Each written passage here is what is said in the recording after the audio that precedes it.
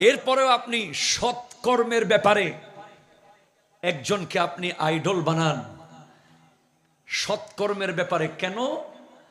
কারণ আপনি দেখবেন এমন একটা যুগ আসবে, সৎকর্ম করবে মানুষ, একেবারে বহুত ভালো ভালো কাজ করবে, কিন্তু আল্লাহর শানে বেয়াদবি করবে। ঠিক কিনা কথা জোরে বলেন?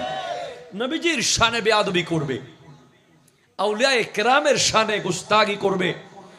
সেজন্য কঠিন আপনাকে হতে হবে যুগের প্রয়োজনে। আপনি সারা জীবন রুখসতের মধ্যে ছিলেন, আমরাও সারা জীবন রুখসতের উপরে ছিলাম। ছাড় দিয়েছি।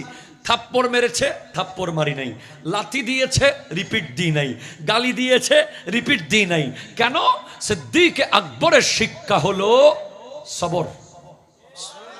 সিদ্দিক আকবর রুখসতের উপরে ছিলেন, আর ওমর ফারুকে আজম আজিমতের উপরে।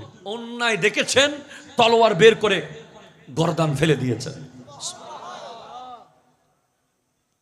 তো সময়ে সময়ে আপনাকে ফারুকে আজমের আদর্শ নিতে হবে। ঠিক কিনা কথা জোরে বলেন না?